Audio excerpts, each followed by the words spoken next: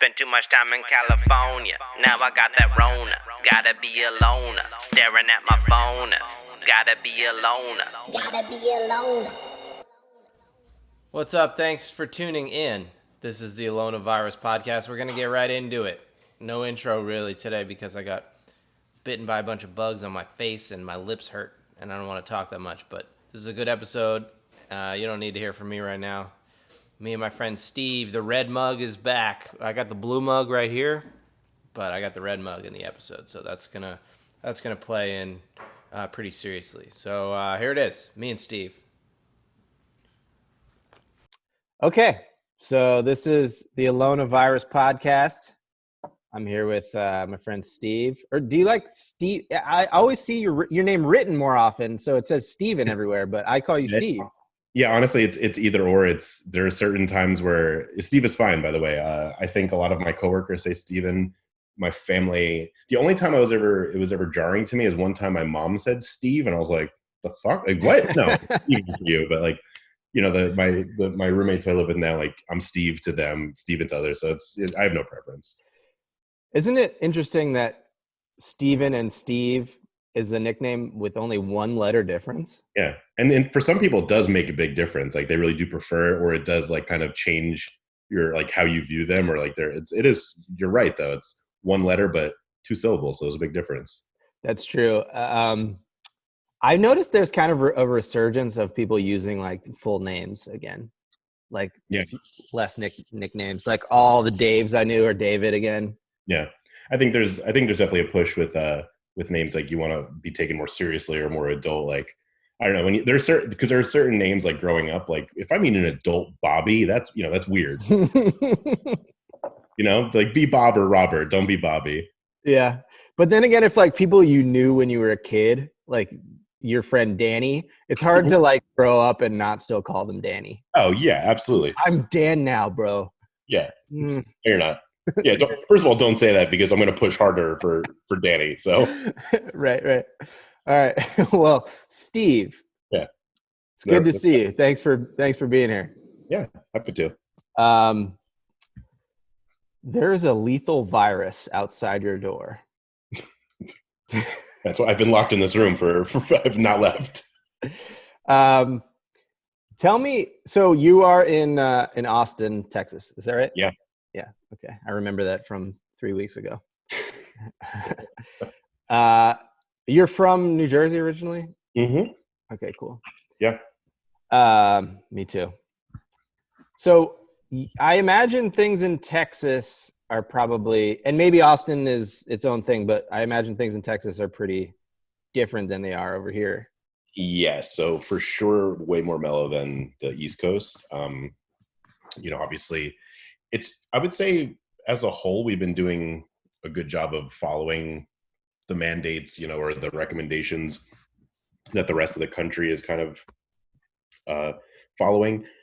I think it was either at the same time or even maybe a couple days before, like it was already mandated that we had to wear masks outside. So like technically if I go to the store, I need to wear a mask, but there's also like in comparison, so few actual cases. And then the last I checked in the county, there was less than 1,000 cases and 11 deaths in Travis County, which in comparison to just New York City alone is like nothing.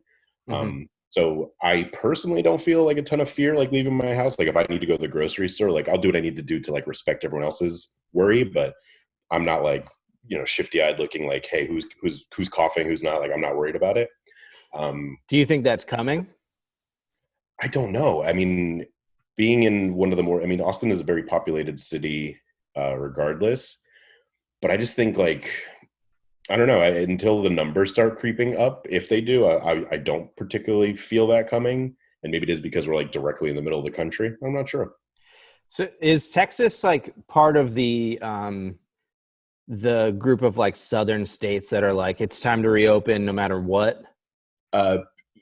Part of that, yeah. We actually, was it last week, I think there was in Austin a march on the Capitol with like people, all those photos that you see, the memes on the internet now, it's like, I need a haircut, like those types of folks, commissioning, Governor Abbott to like open everything up again. It's like, this is unconstitutional. And I don't think anything came of it, obviously, but that's starting to happen. But then also, Austin is the only blue city in a red state, so that's a small faction of people in Austin. So the rest of us are just like, no, we're normal and care about human beings, so we're going to keep following the mandates.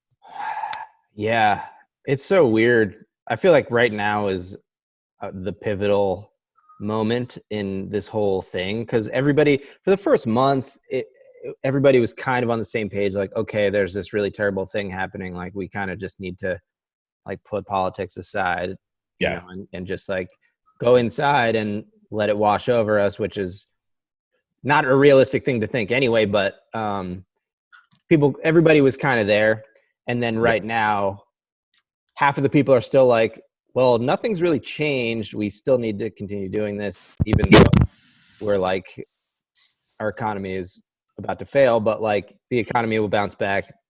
Dead people will not bounce back, which is kind of where I land, you know, but there are many people that want to put the economy essentially first. Sure. And they are making that known. Yeah. Right now. They're putting a pretty big wedge in between that, and because my initial thought is also, I think with many, it's like, and you don't want to be too extremist, but it's also like, you know, fuck those people. Like, don't be that way. But then I try to see their perspective, and like, yes, in some ways I understand, like, we don't want to completely halt the economy, because then what are the repercussions down the line? But like you said, like, a death doesn't bounce back. You know, you could look to it at first and say, well, it's mostly elderly people. Not that that's going to, that means anything. Like, if your grandparent is 97 years old and dies, but it's because of COVID, that's still sad and hopefully avoidable, right? Like, whether they were going to live another 30 days regardless or another 2 years is beside the point. So like, I understand to an extent, like, people are like, we don't want to crash everything, because if my life is ruined, then what's the point of living? And I think we are going to see a ripple effect of more mental health issues, unfortunately more suicides, and, you know, who knows what other behaviors we can't predict yet. But yeah, I think that's the big wedge right now. And then kind of like what side you stand on it, and if there is a side to stand on, it's you know what I mean? Like, it's tough to really say we're doing the right thing, or I feel the right way, because we don't know what it's going to look like on May 22nd or June 22nd, you know, like in a couple months from now. Could be getting better, it could be much worse. We don't know. Like, yeah, I do. I try to, you know, feel for people. I mean, I'm one of the people that my income has come to a complete halt. Like, I haven't made any money since this whole thing started. mm-hmm. And so I understand that it's a big deal. You know, there are a lot of people suffering more than I am too. Mm-hmm. And you know, I haven't gotten my check from the president yet. I haven't gotten any, like, I get it. It's a big deal. It sucks. And I feel like the real problem is the fact that any government could put people in that situation. Like, I talked to people in Italy, and they're getting paid 80% of their normal salary to stay home and stay safe. And it's like, well, that makes a lot of sense. Then kind of everybody wins. Unfortunately, people are having to make decisions that are really difficult. It's like, I need to eat today, and maybe in 3 weeks I'll be hospitalized, but probably not, because most people aren't. Yeah, and I mean, we're definitely, I mean, you're right there. I mean, I was hoping it would be, the holes would be poked like a little more wide, and, you know, people would realize it. But like, the ineptitude of the current administration, like the fact that like all of this timeline, right? Like, there was all these articles, and I'm sure you're well aware of, like, what was it, 2018, Trump dismantled basically the office that handles this type of stuff. And then when questioned about it, he's like, that's a nasty question, I don't want to talk about that. You're like, fuck you for that. How are we still allowing that type of evasiveness? So like, the fact that that's happening is scary, and we definitely we weren't prepared for a situation like this. The other interesting part about not being prepared was, like, I think it was October, Johns Hopkins did a simulation of this exact scenario, except it was a swine flu from Brazil, and it wiped out 65 million people. Granted, it was a simulation, right? But that was what their prediction model said. And this was just October of 2019. Same exact thing. It was a novel coronavirus, but rather than from bat soup, it was from a swine. So did they put any like measures in their model? I did not see that. So I didn't read the entire thing, but yeah, like I read like some basic cliff notes on it, and it was like legitimate from Johns Hopkins, and it was like it broke it down. I was like, they did have certain things in there, and it was like almost identical to how this started, just with a different animal in a different place. And that's worldwide? Yeah, worldwide. That's so crazy. So like this is on people's minds too. So like, of course that started stemming, like this is a whole other topic, but like that was stemming conspiracy theory, right? Like, oh, if they were planning this, like maybe there was, a plant somewhere. This wasn't, a freak accident. Beside the point, we weren't prepared for it. Nobody was prepared for it in the way that they probably should have. If you're running simulations and models on it, you should probably have a plan in place for if it does happen.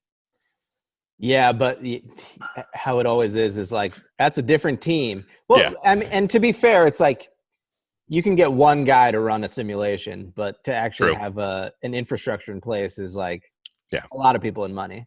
Yeah, I guess you're right. I mean, it's like if you're playing a video game and you like draft a baseball team on your PlayStation, you're like, well, the Oakland Athletics should probably win now because this is the move I made. I'm gonna write to their manager. Yeah, right. Good point. Right. I don't know. Yeah. I forget what I was gonna say. Oh, so I've had, unfortunately, more time to like spend looking at people's like comments and stuff online, and the conspiracy theories are unbelievable. Like I can't wrap my head around it, and I'm trying to understand like what that mindset is of like somebody who can buy into those conspiracy theories, because a lot of them, I mean, they can be appealing, right? But like they break down pretty easily. Yeah. And I just feel like it comes from a place of fear. Mm-hmm. Obviously a lack of understanding of probably science, and this weird confidence of like, I know stuff better than expert people. I think it's a bit of hubris, right? I think it's people, they want to feel that, like, because who wouldn't feel like if you can without a doubt prove that like you knew something and you were correct, and the current government, right, was way wrong, and you were able to prove them, you would feel great, right? And you would be a superhero. So people want to feel that, and unfortunately they feel like once they've posted it on Facebook, they're like, yep, I nailed it, I did it. They said it first. They said it first. Yeah, I said it first. It's like, well, first of all, you also probably read that somewhere else on Facebook from another comment on an Onion article. So like, let's get your facts straight. It's fine. I actually haven't done too much of it, but like I'll do that sometimes. Like if I wake up and I don't feel like getting out of bed yet, and I just want to piss myself off to start the day, immediately just read. I won't engage, but I'll read the comments, and I'm like, I can't believe these people exist. And they're allowed to vote too. Like they have the right to vote, and this is their mind. It's the vaccine stuff is currently driving me crazy. Like people are like, no forced vaccinations, and they think there's like microchips in it because the what do you call it, the autism thing that's been largely pushed aside. Now it's microchips. Yeah, and also Bill Gates owns. Yeah, they're worried about their children being microchipped, yet everywhere they go, they're just like carrying a device that anyone can follow you. Like you're putting your entire life on Facebook, but you're worried about your child being microchipped. That's exactly what I said. I was like, these people are going to opt for microchips as soon as they're available. Like we all are. So you don't have to carry the phone around. Like what's the fear there? Yeah. It makes no sense. It's just like people want this weird like freedom and the ability to make these choices that they're like, the government shouldn't have this ability to make a choice over like what I put in my body. Yet all these public health interventions are like, they're cleaning your water that you drink every day. They're like, every system is built along some lines, like for your health. Somebody invented something, and it's just like, for some reason, the needle, people have a problem. Like they draw the line there. Like you can't inject it into my body. I'll drink it. I'll eat it.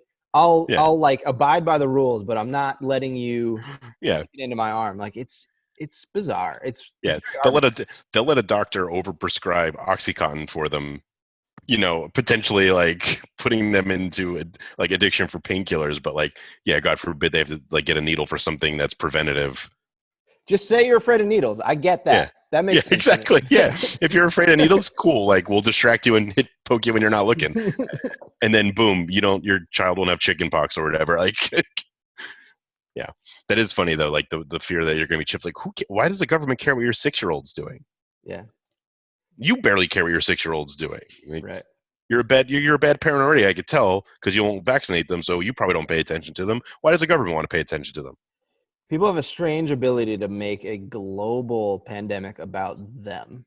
Oh, yes. I mean, that has been from my personal experience. Like, I am very fortunate because I am still working. I mean, granted, from home. Like this is my home office. This couch that I pulled out, it's great. So I'm like super relaxed every day. I get to pace around this room and work at my own, my own pace. And but yeah, otherwise, like I've not taken a pay cut. The only like maybe bonus and commission checks are going to be a little bit different because we're not sure if our goals have changed. Whatever. No, I'm still getting a salary, no big deal. And there are people within my company that I like within 1 to 2 weeks were like, going nuts over going nuts over like mental health. And I think they're really leaning into, because we're a startup, so like they wanted to be doing the right thing, do right by their employees, things like that. And some were like, in my opinion, really leaning too heavily on that, like not doing their work, complaining they're going nuts and stir crazy. And then I'm like thinking, you still have a paycheck, you're healthy, you actually live with some of your best friends, the weather's nice. I get it. You can't go to the park if you want to with your dogs.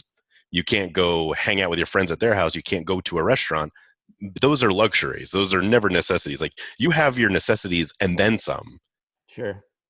And then like you're literally like so depressed right away. And again, I'm not making a judgment on mental health, and everyone deals with things differently. But like, take a step back and think about what you have. It's like, there are people like, you can't go outside without getting dirty looks if you don't have a mask. You can't go outside without really being at risk. Like I said, here, I feel pretty confident that it's not risky to go to the grocery store right now. If you don't need to go stock up on food for a month, to avoid going outside at all. You could go sit in your yard because it is, between 70 and 90 degrees and sunny most of the days now. Like it's not, so, but again, it goes back to like people making it about themselves. Like, immediately posting there, oh my God, I'm losing my mind. This is terrible. This is the worst thing I've ever been through. And it's like, yeah, it might be, but also it's not that bad for a lot of us, but it's way worse for a good number of us. So it's like, just trying to put that in perspective. I'm a typically cynical person. So like the fact that I've been trying to be positive about this, I think is pretty telling. Seems like you're doing pretty well. I honestly, the big joke at my job is like, they know that like my go-to is to like poke holes and stuff and like be angry about it. So like for the first couple of weeks, especially, like it was just I just kept telling everyone I was thriving. I was doing a great job. And also like, purposely trying to be positive. So like then I got caught when that, like in other meetings, they were just like, it's like, what's with Steven? Like pretty good, right? Like good job. Like I don't know what's gotten into him. Like it's pretty funny. Well, I'm glad to hear that. Yeah. Thanks. So since you are kind of talking about it, like what or when did things sort of start to change in your life, like because of this? So I'd say right at the end of February, and the biggest marker for me would be work slowed down, because so I work for a company that it's technology for preschools essentially. So that's one of those tricky ones where some preschools are still open and they're taking on even more kids because they need to be open for essential workers. Some are shut down completely, which makes our job a little bit difficult because I'm trying to be sensitive to people and I handle requests, right? So I at least have the luxury of calling people and speaking to people that like raise their hand and say, hey, can you give me some more information? But even then, you call someone. I mean, I spoke to someone today who I've been trying to call probably since February. She never answered her phone. So this is right before everything hit. She finally answers today. And then just like, I was like, hey, like I know a lot has changed in the last couple of months, but I wanted to make sure I was doing my due diligence and reach out to you. And she's like, yeah, unfortunately, I just lost a family member to COVID and my business is closed. And I'm like, oh, okay. Like, and you're not prepared for that call because, just 2 months ago, everything was fine. And she was like, yeah, please tell me more about this. And that was always my fear for the first week or so, starting late February, early March. I was like, hey, I don't want to call anybody, Yeah. for fear of that. I don't want to intrude on someone's life, for this arbitrary thing, right? Under the guise of, oh, we're a company that can help you. You can stay in touch with your families. You can do this. Like, yeah, it is helpful, but like ultimately we're not helping you deal with COVID as a whole. So I struggled with that at first. So I was finding new ways. Like I was just utilizing email quite a bit. And I would say that was starting like March 1st. I was like, all right, I'm going to get off the phones. I'm going to be reaching out via email, basically asking for consent to even speak to people, because it seemed silly. I was grateful to be working, but at the same time, knowing that people are, even if they're not affected by it personally, like the woman I spoke to today who lost somebody, people are scared. And they're not thinking, oh yeah, I need to purchase this app for my business. They're like, I don't know if my business is going to be open. So I would say March, late February was when we started, like, it wasn't mandatory work from home, but like everyone, like, maybe let's get out of the office. And yeah, I think probably by March 1st, I was home full time. But just like that slow progression of like, all right, how do I ease my way into this? Now I would say I feel like I'm back fully into the swing of things because everyone at least has an idea of my business is closed. It's opening May 15th, or, we've been operating. So it's, the conversations are a little bit easier. But yeah, it was definitely like slow going at first, like early March. And so your work felt different. Yeah. And did anything like Personal life did yeah. not feel too different, to be honest with you. I mean, I noticed, like, I was like, well, not too much has changed except for maybe I don't go out to happy hour, after work on Friday. Sure. And then of course, like there was that push, you would see everyone like doing virtual happy hours, right? Those have since died down, thankfully. Like just can't, like, don't want to sit in a Zoom meeting with like the Brady Bunch window up, just like, so what did you guys do today? Oh, sat in your sweatpants at home like me? Cool. Like, yeah, I was listening to a podcast today and it was like, the guy, he's a comedian. He was like, yeah, somebody asked me, what have I been up to today? He was like, and I was like, what do you mean? What have I been up to? Like, we've all been up to the same exact thing. Like, don't ask me that question. Someone actually, like, legitimately asked me, like, it wasn't a joke. I think they just, like, it was just a goof. They just, like, weren't thinking. They're like, so you going out tonight? What? Yeah. And I was like, no, nobody's going out tonight. That's why we're playing Words with Friends right now. Like, what do you mean am I going out tonight? Yeah, but I think I actually realized, like, I was like, oh, maybe I'm not as social as I used to be, or as I thought I was, because after like 2 or 3 weeks, I was like, oh, I don't feel confined. I don't feel trapped. And I was like, if I think back to the last couple of months, I guess I would maybe go out once a week, but otherwise, like, spent a lot of time around here. I was like doing the same stuff, reading, drinking at home, Yeah. Like, are you like locked down with other people, or are you by yourself? so yeah, I live with 2 other people, so Okay. that makes it easy as well. Nice. Yeah. Yeah, that makes sense. And where are we gonna go now? See, this is where my notes come in handy. Yeah. Well. And how are you? What's your, like, what's the vibe? Like, what's your anxiety's low, as you said. What's the vibe like in general down there?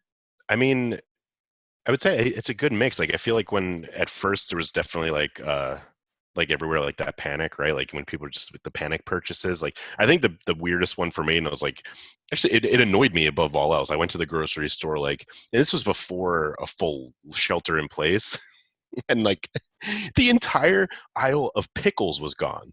And I'm like, what? Like, why? Like, why take all the pickles? That's such a weird thing. Like, toilet paper and pickles. Why? Pickles are the perfect food. They are. Yeah. And I think that's why I was upset, because I couldn't buy any, but like, you don't need to wipe out the whole aisle. Like, so there was that panic. I think that's since subsided, because like, something that's, I don't particularly know why, but like people really like shit themselves over HEB, which is our grocery store chain down here. And it was HEB? Yeah, Herman E. Butts. No way. For real. And I mean, it's a grocery store. I mean, it's like, I don't know, they're fine. But like, apparently it was also just like voted like #1 in the country. And so like when he or that business put out a statement like, hey, stop panicking, you're going to have enough food, people actually like listened, I think, which was nice. Yeah. And also like Austin's a great city in the sense that there are a lot of uh, local businesses and it's not a lot of chains. So they're all still open, and there's a lot of like, so Uber Eats, and there's this other app called Favor, which is just Texas. So they're doing a lot to support local restaurants and like taking away a lot of the delivery fees, but then offering like, donation buttons that go right to the restaurant. So, I mean, honestly, almost every single one of the restaurants that I like to eat at is still open, still operating. And it doesn't seem like they're struggling, which is nice. So I hope that they're able to see this through. Yeah, kind of like, I'll be honest, like in my world, it feels like in this city, we're kind of just waiting it out, like waiting for the areas that are harder hit to hopefully get the help they need and get a handle on it. And, as a country, we can say, all right, we have this under control and numbers are going down now. And it feels like we're luckily in that middle where we're not too hard hit yet, hopefully. Well, I mean, I think that was the purpose of these measures is because you can't stop it. It's just kind of like to get a handle on it, as you said. Yeah. And the thing that's weird, and I think that people are sort of misunderstanding, is like the numbers will start to go down, which is great. But then if you reopen everything, like it's still exponential growth from there. Like you go back down to 2 cases, well, then it's just back where we started. And I think people are sort of overlooking that. There is the aspect of like, is there some percentage of the population now immune? That's a big question right now that we don't really know. Well, because that was the original. So I'll be honest. It was mid-February. I got very sick. Like I thought it was the flu. I'm thinking now it might not have been because my symptoms were consistent with COVID-19. I pretty rarely get sick. I would say I have a decent immune system. Like once every 2 to 3 years, I'll get like sick where it's like, strep throat or the flu or something where it's like you're out of commission for a day or 2, maybe 3. This was like 2 days where like I felt like I was on my deathbed, like just couldn't move. I like didn't feel human, but it was just achy, a little bit of a cough, and I felt feverish. I didn't go to the doctor because I just assumed it was the flu, and I was like, I've done this before, I'll be fine. But now looking back on it, I was like, oh, that could have very well been it. And what was more alarming was, now that I think about it, most people in our office got it, where like that typically doesn't happen with in my experience, like the flu has not been that rapid. You know what I mean? Usually like a handful will get it, but this was like a majority of the people had some version of it. So, and then of course I felt better about it because I was like, oh, then maybe I've built up immunity and I'll be okay anyway. But then, of course you read conflicting reports saying like, we're not certain that you build immunities, like, and you might be able to get it twice. And, and then of course you read animals can't get it and a fucking tiger gets it and these 2 domestic house cats get it. And you're like, okay, well, maybe we're all screwed and it's never stopping. You never know. Yeah. I mean, those are a lot of the conversations that I'm having now is like looking into research about the immunity and it does seem like, so there is definitely a window after you get you get sick and then you get well, where you have antibodies that seem to work as a treatment for people that are like active cases. And also antibodies, they call them monoclonal antibodies that you can make in rabbits, seem to be having an effect as a treatment. So like immunity is a thing. We just don't know how fleeting it is. Yeah. And then the other part of that is I was sort of talking to my immunologist friend, and the swab test, they're testing for genetic material of the virus. Mm-hmm. And apparently that can like stick around for a couple weeks after you're cleared of it, just kind of like in your body. So a positive test could be false. And then, sorry, I'm kind of going off here, but that kind of raises the question like, okay, well, how come that doesn't happen with other things? And I'm just sort of thinking like most diseases you get tested for once and it's like, okay, you have this and then you get better or you don't. And you never get tested again. It's like, I feel like it's pretty rare that you get tested for the same disease multiple times if the first one's positive. Yeah, like if you go to the doctor and you haven't had the flu in years, and you're like you get tested positive for the flu, you know how the flu works, so you're not going to go back a week after you have it and be like, do I still have it? You're Right. not going to. Yeah, there's no Of reason to. course not. Of course Yeah, not. but with this, like you're saying, yeah, we're unsure of it, so people are getting tested, and if we're knowing like, oh, it's been out of your system, but we're realizing that, so yeah, you're right. It might be the same for other diseases. We're just not looking into that. Yeah. Yeah. Yeah. It's a weird, strange, scary thing, but like the reinfection thing, if that's real, it's pretty unique and pretty scary, I would say. Yeah, I forget the context of that. I just remember it was an article, and I believe I remember it seemed like a legitimate physician was saying like, no, it is possible, but I don't remember there being like him having an example to point to. You know what I mean? I don't remember if there was an actual case where a human had it, didn't have it, and then had it again. So, Yeah. I mean, from what I've looked at as far as this, there's no reliable science to show like this definitely is happening, but there's definitely anecdotal stuff out there that like we were sick and then we got better and then we got sick again. yeah. And we don't know what that means. It could be a secondary infection. Like it could be something else that's kind of like activating your symptoms again. Like, Yeah. there are possibilities. Well, and I think that's the trouble too, is like you mentioned before, all these people that are so confident in what they know. I think the big thing for me personally is like early on, admittedly, I was one of those people that, after initial reports, I was like, all right, let's relax, guys. This is going to be like the flu, right? Like thousands upon thousands of people died in the last 4 months alone from the flu, something that we have a vaccine for, something that we know how to treat, something that's been around for years, for hundreds of years. Don't worry about it. But then also, like, once the numbers start to change rapidly and shoot up, I was like, okay, yeah, let's take it seriously. Like, let's not. Where the difference is, there's so many people that are still standing by that, or like you mentioned, just have this confidence in something that they read once, or didn't read, or just feel. I'm not a big meme guy, but I do love seeing the ones that are like, all these doctors are saying this, that, and the other thing, but I think I'm going to listen to the guy that got straight C's in high school. You know what I mean? Like the kid that couldn't stay awake in science class is now telling me how to handle and navigate this COVID situation. Everybody's got a well-researched plan. Yeah. Yeah. And it's exactly. It's amazing. Like I'm trying to ignore media. Like I'll read articles, but I try to take them with a grain of salt. Yeah. Not because I think people are coming from like a really biased place or like trying to convince people of something, of their agenda. Like I really don't think that most reporters understand science the way that they need to report it. Yeah. Like I've been saying this way before this was going on. And so like I would always catch little mistakes in like New York Times articles, and that would sort of wipe all the credibility away for me. It's like, if you can't understand, you obviously don't have a foundation in science, like a full understanding. So whatever conclusions the actual scientists were drawing from their research, like there's a good chance you're getting that wrong. Like, or drawing the wrong conclusion. I mean, think about it. All right, so I think to put that context, because I agree with that. I never really considered that actually, but that makes a lot of sense. I mean, think of, you can have a reporter, a sports reporter that's never seen a basketball game in their life, and then go report on this. Here's the facts. Here's what happened. That report's going to seem weird, and there's going to be mistakes because they don't know how, like you said, how to talk about it, right? So yeah, when it comes to something scientific, I mean, that's not everyone's forte. That's not, like, I don't know how to talk about immunology and things like that.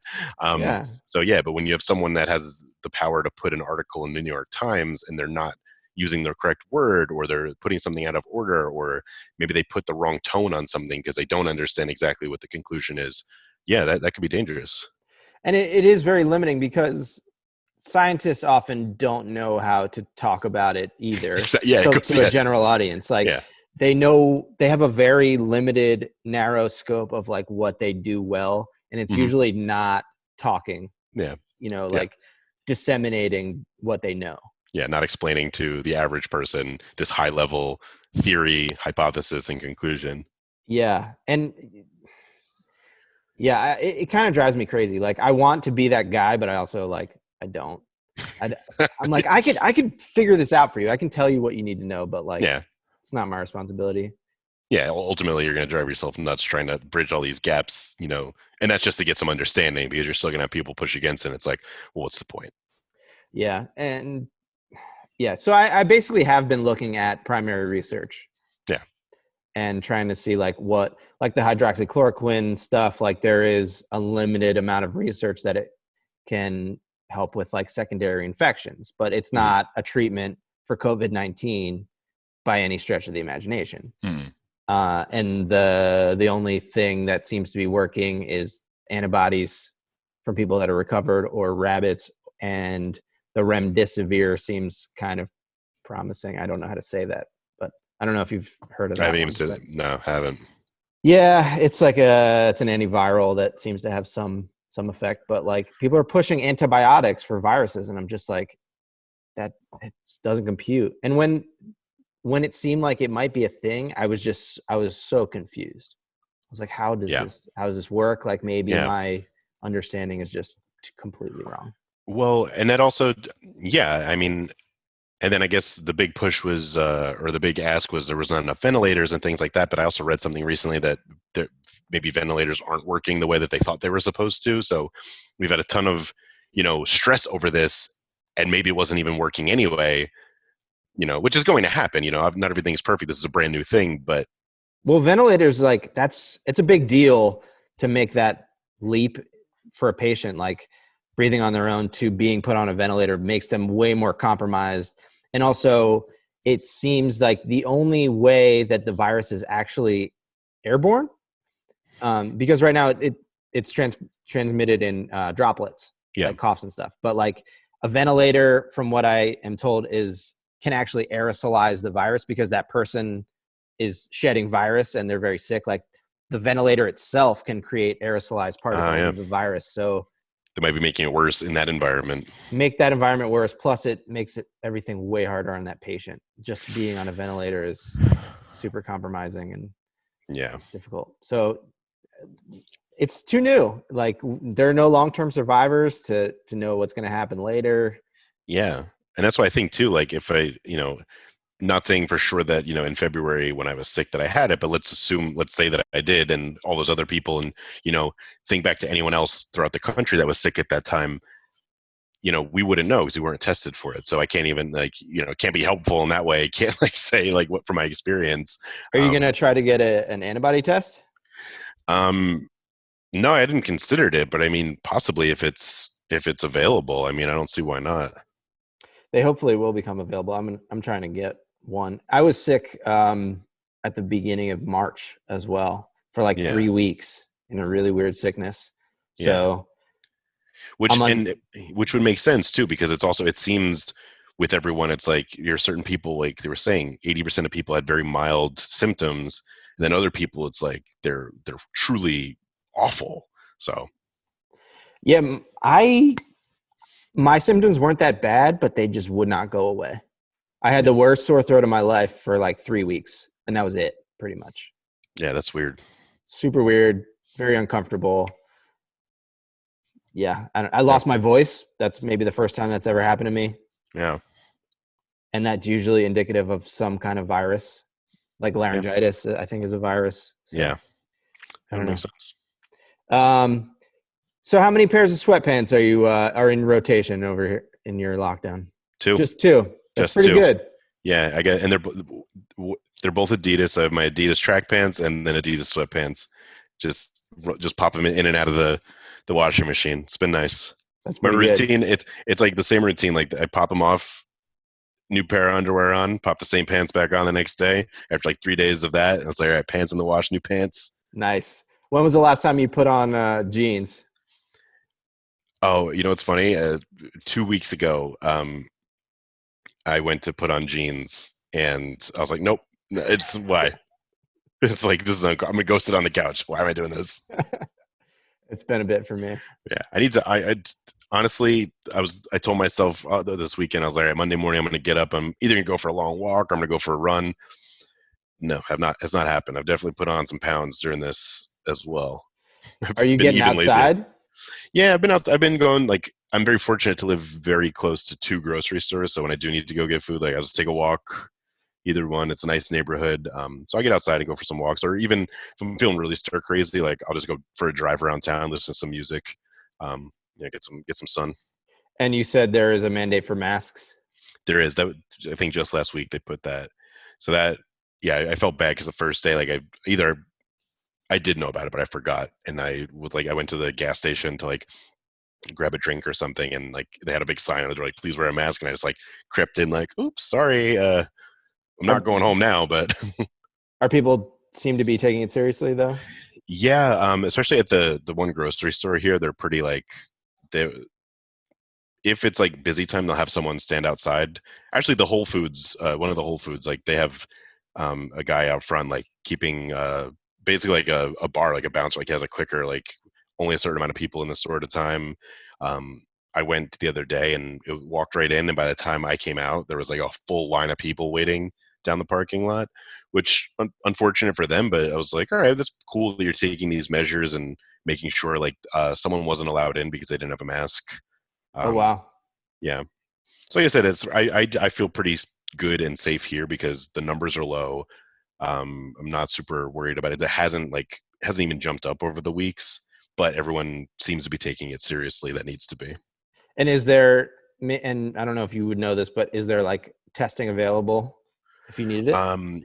There was at least one area with, like, the drive-through testing. I don't know if they made more of those available. I did have a couple of people mention that they were going to go get tested. But yeah, I think the same setup that they've had everywhere. It's like they find a big parking lot and almost like a DUI checkpoint, right, where you drive through and they swab you. I think that was in North Austin. Okay. Yeah. Yeah. So, well, that's somewhat reassuring. Yeah. So these are the questions that I ask everybody. Sure. And you can answer them however you like, whatever it means to you, if it's relevant or not. The first one is, so it is Wednesday evening, right? Sure is. It's Earth Day. Happy Earth Day, by the way. Oh, happy Earth Day. our Earth is falling apart, but happy Earth Day. I think our Earth is thriving. We're falling apart. Yeah. Well, we're the parasite. Yeah. So Wednesday evening, Earth Day, what would you be doing if not in lockdown, do you think? That's a good question. I would say by now is usually a day in the week where, depending on how it's going, I'll decide to, like, turn happy hour into let's get pretty drunk night.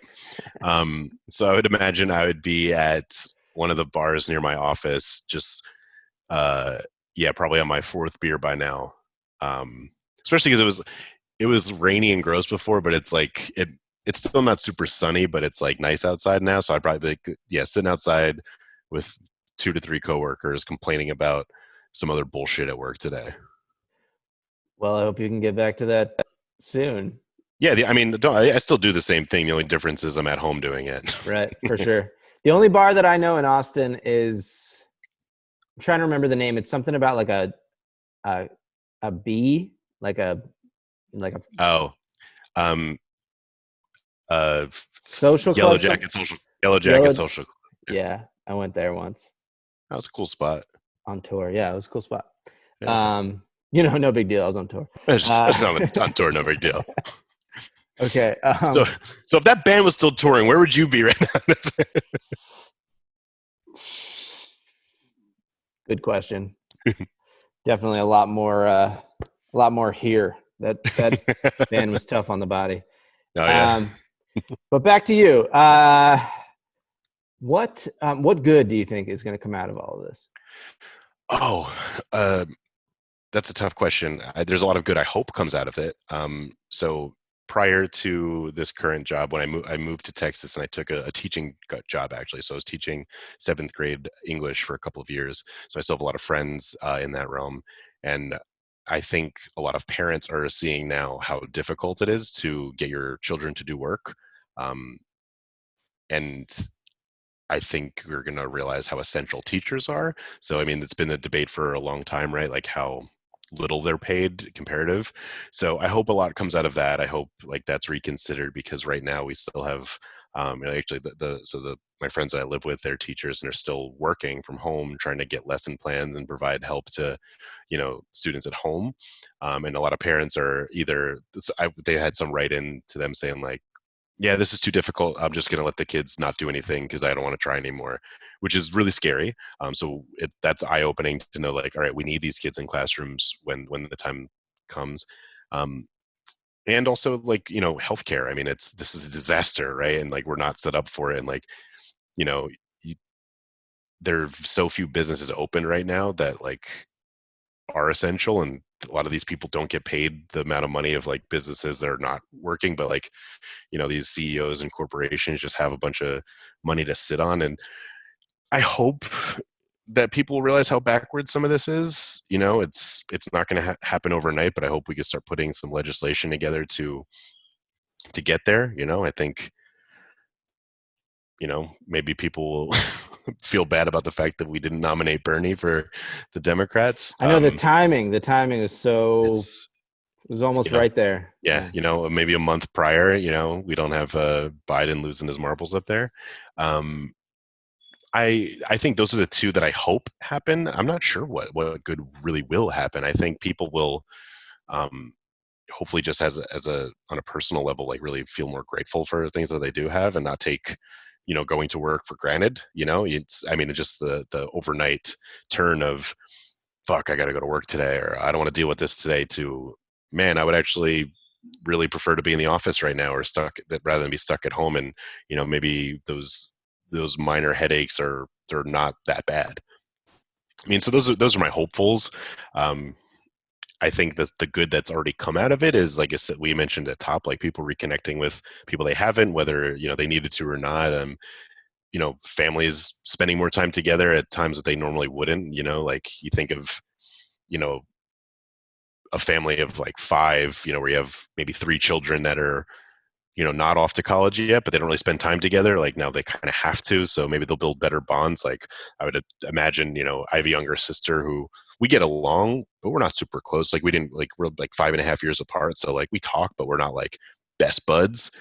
Who knows if this happened when, I was 17 and she was, 12 or 13, we might've developed a better bond. So like, I feel like there's maybe a lot more of that happening. Trying to think of things like that. I think those would be the big ones. I'm not sure.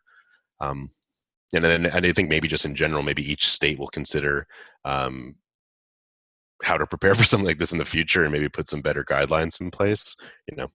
All hopeful. That was the right answer. Yes. Yeah.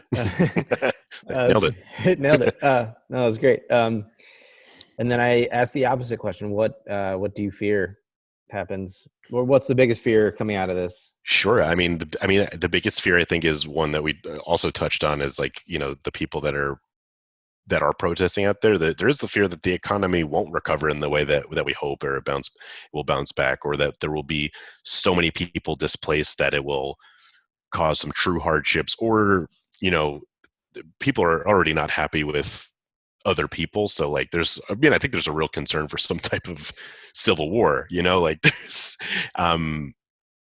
I think it's really dangerous that we have a president tweeting "Liberate Michigan" when you have people marching on, the Capitol there. Like that's insane to me. So I'm concerned about that. I'm concerned about the liberties that people take with knowledge and information, and just I see you post about this a lot. Like people just spreading false information. Like I think people are going to continue to do so.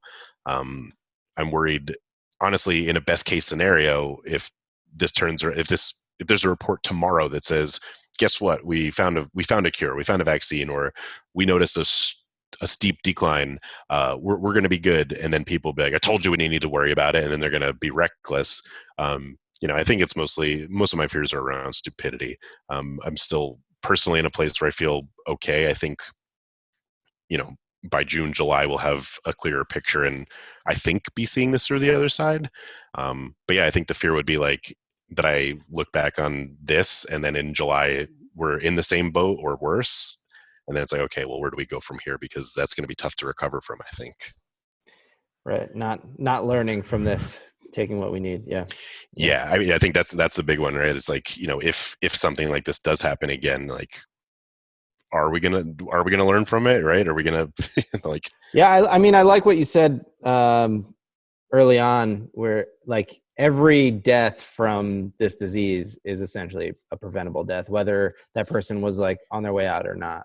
Yeah, and I think it's hopefully people keep that in mind from now on.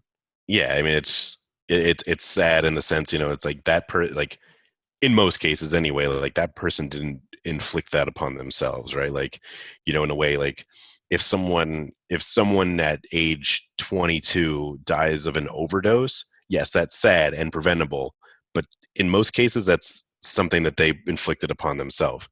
Now, if a person who's 97 dies of a disease because we didn't handle this correctly, that's not on them, right? Like, for the most part, you got to assume that person was also trying to follow the rules, maybe, but if we didn't slow the spread, then that's what happens. Yeah. So it's, you put it in perspective like that, like it's numbers don't matter at that point. Yeah, I agree. Yeah. And then the last question, I think I'm changing the wording. It used to be how long can you go, but now I'm going to ask, when it comes to lockdown, are you nearing your breaking point, or do you think you can cruise? I think I can cruise. Yeah, I think so yeah. too. Yeah. So like I said, I have a pretty good system here. And yeah, it's like I said, it's not ideal. I think I would much prefer, like right after this, I would love to be able to like go drive to a restaurant or a bar and go like sit there, get a drink, get something to eat. But it is what it is. I think for me, it's just been very important to say everything you have is fine and you're doing fine. It could be much worse, So, I mean, I even put it out like, because I felt badly at the time when you said like you haven't gotten a check. Like I got my stimulus check immediately and didn't need it. So like my first thought was, all right, I want to donate it, but I don't feel comfortable giving to any organization anything at all, because you hear horror stories. So like I've given some money to like friends that are just like, yeah, I'm out of work, and I was like, yeah, what do you need? Like, you have bills to come? Like let me Venmo you. Like I'd rather do that. So yeah, I feel fortunate in that sense. Like I feel like I could cruise. I would not like to, but I feel like I'd be fine to cruise through the summer, to be honest. Well, all of those things you said are awesome, and that's great. Thank you for doing that kind of thing. Yeah, it's typically I think in general I'm a selfish person, like not in a malicious way, but obviously I put myself first. But like right now is not the time to do that. So like I'm not like going to be like I need a haircut, So like fuck those people. Don't like, tell me about haircuts. Yeah, exactly. Yeah. Fortunately, I'm bald, so I shave my own head anyway. So suckers. Yeah. So I'm thriving in every sense of the word. I don't need any outside sources, any outside help. But yeah, it's like good living situation. I'm comfortable. I can't go outside for a walk. It's not like, if I lived in New York City, I might feel differently, right? Like people are afraid to go outdoors at all, rightfully so. I don't feel that here, and there's plenty of open air, and the weather's been nice, and yeah. Great. Well, I'm glad you're doing well. I'm glad you're taking this in stride. Yeah. Keeping positive. Trying. I'm out of questions. Is there anything else you want to talk about? You have the floor or the No, desk. that was good. I mean, that was good. I mean, I on a personal level, like I just think it's cool that you're doing this. That's why I was, I jumped at it, because like I'd seen a couple of clips, and like I'd see your posts, and like it's good to see rational thought out there. Like coming from the masses, so to speak, right? Because like you don't often see it from peers. You know what I mean? Like you see a lot of people that will take their advice from, an influencer of some kind, whether that person be an actual intelligent person or whether that person be Kylie Jenner, right? Like they're going to see something and be like, well, this person posted it, so I might, so I really respect, people that I know and peers of mine that are putting actual thought into what they're posting out there, or, even calling folks out for not putting thought into it, and doing it in a way that doesn't get combative, right? Because people are very quick to get defensive, or, myself included. Like my first thought when, you read Facebook comments and I look at them, I'm like, hey, fuck you, you're so dumb. So that's why I don't engage, because I don't want to get to that point. So it's nice seeing like, one, that you're putting this content out and speaking to a bunch of people with different experiences, and then putting posts out there. And then like, I read the follow-up, and people like, yes, they're mostly in agreement because we've all developed our own echo chambers, so to speak, on social media. But Sure. just having a dialogue in general, and hopefully other people will see it, and just be more mindful the next time they open their mouth about anything. I think that was the biggest thing I learned. Like I mentioned, like at first I was for sure one of those people like, let's not worry about it, it's like the flu. Like, yeah, it sucks that people are dying, but like that's what happens. But I was there too, man. Yeah. I thought the same thing. But Yeah. as soon as the data started to when it starts shift, I was just when like, oh. when it goes from 0.01% and it goes up to 3, it's like, okay, that was quick. Let's reel it back a little bit.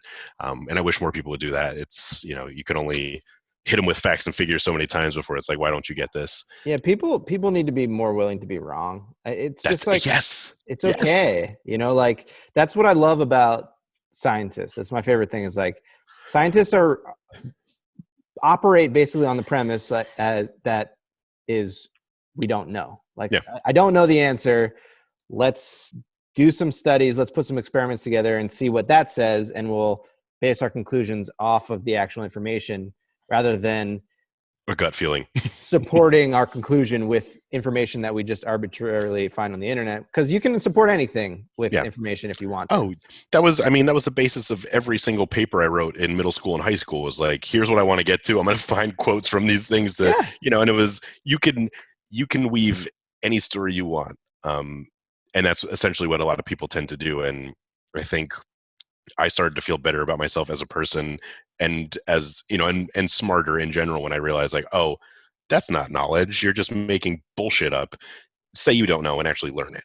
And again, that was always, again, when I mentioned I had taught for a couple of years, like it was taught 7th grade. So you could imagine the attitudes on them. I'm like, guys, raise your hand and tell me you don't know. That's fine. I respect that more than you make something up or don't say anything at all. I was like, I'll tell you when I'm wrong, and you could point it out when I'm wrong. I'm happy to be wrong. Happy to be wrong. And it's funny that you say like people, you saw me starting to speak up about this online or whatever. And it was one of those things that's like, this started to become a real like public health problem, and my education is in public health. And it was one of those moments where it was just like, oh fuck, like people are going to come to me for information because like these things are aligning right now. And I happen to have some amount of expertise and knowledge that other people just don't have because they didn't go to school for it. And like, so I just felt compelled, like, okay, these people are just saying whatever, and I need to step up, because why the hell did I go to school? I also, I think I remember that. I think it was an announcement, so to speak, like on your Instagram story, you had said like, all right, this is why I'm doing this. I happen to have this background. This is what I study. This is what I know. So please, like when I'm saying this thing, it's not just out of my own interest. It's like, I actually do know this much. So I know it was just like out of necessity, and I don't necessarily want to be that, but no, but this is, this isn't the same as like, politics, right? Where people always want to have their 2 cents and they want to be right about which side to vote for. This is a matter of life and death, so to speak. So you do want better information out there. Like ultimately, like if this wasn't going on, I do care. Is it really going to affect me that much, like politically, like if Biden's in office or Trump's in office? No, because fortunately for me, sorry other people, I'm a white guy, but like it's not going to affect me that much. And that's the unfortunate truth. But the handling of this, when it's a global health crisis, it really does matter what information is out there and who's in charge of it, because clearly it's being mishandled. And we want, like we mentioned many times, save as many people as possible if we can. And then consider the other repercussions, right? And and if we can manage both, great, but let's get the right people in charge to say, here's where our economy is. Here's how we save the people. Let's work together to fix this thing. Yeah. Well, I don't want to take up too much of your time. I really appreciate you. No, this is great. Yeah. Doing this. This is what my notes now say.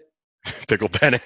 I think that's a good title for this episode. I think so. I'm going to leave it there. Thank you, Steve, for being on the podcast. Yeah, appreciate it. This was fun. Spent too much time in California. Now I'm in Pennsylvania. Pennsylvania.